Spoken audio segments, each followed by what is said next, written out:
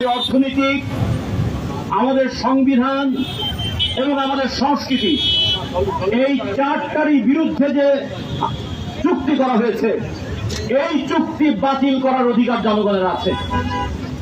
আমাদের আবেগ এই দেশটাকে নিয়ে, আমরা অভ্যুত্থানের সময়ও মাথায় জাতীয় পতাকা বেঁধেছিলাম, জন্মেছি এই দেশে এই কথা বলে গান গেয়ে গেয়ে রাস্তায় পুলিশের সামনে দাঁড়িয়েছিলাম।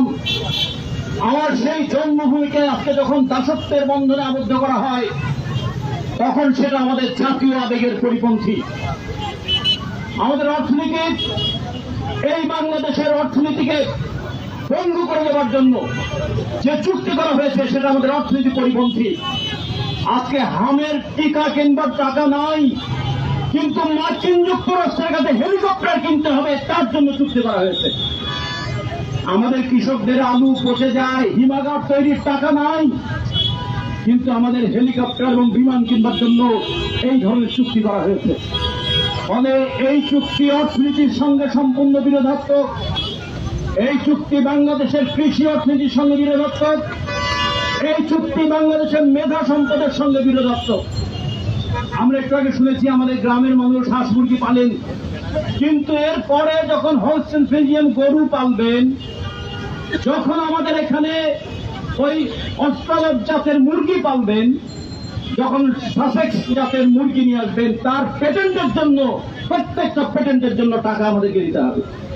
ফলে ওই গ্রামে তারপরেও হাঁস মুরগি পালন হবে, এটা ঠিক, কিন্তু গ্রামের মানুষ বুঝবে না ওই হাঁস মুরগি গরু ছাগল পালতে গিয়ে কিভাবে মার্কিন যুক্তরাষ্ট্রকে তাদের টাকা দিতে হবে। ফলে আমাদের অর্থনীতি, কৃষি অর্থনীতি, আমাদের ভবিষ্যৎ শিল্প অর্থনীতির জন্য এটা একটা মারাত্মক হুমকি হবে। বাংলাদেশকে কৃষিতে আমরা স্বয়ংসম্পন্ন করতে চাই। বলা হয়েছে আমরা মাংসে স্বয়ংসম্পন্ন, বলা হয়েছে মাছ উৎপাদনে পৃথিবীতে আমরা চতুর্থ, বলা হয়েছে সবজি উৎপাদনে আমরা পৃথিবীতে চতুর্থ।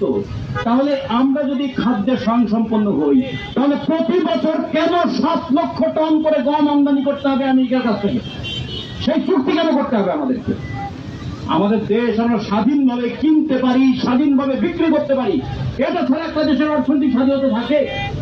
কিন্তু আমাদের কিনতে হবে আমেরিকার কাছ থেকে তেল, কিনতে হবে আমেরিকার মাধ্যমে আমাদের গ্যাস। কয়েকদিন আগে এই সরকারের প্রতিনিধি দল চীনে গিয়েছিলেন, চীন থেকে মুখ কালো করে ফিরে এসেছেন। চীনের ওনারা হেসে হেসে বলেছে, আপনারা 30,000 টন তেল কিনবেন, আমেরিকার সম্মতি আছে তো? যদি আমেরিকার সম্মতি ছাড়া তেল কিনতে না পারেন, তাহলে আপনার সঙ্গে আমাদের চুক্তি করার কি অর্থ? সেই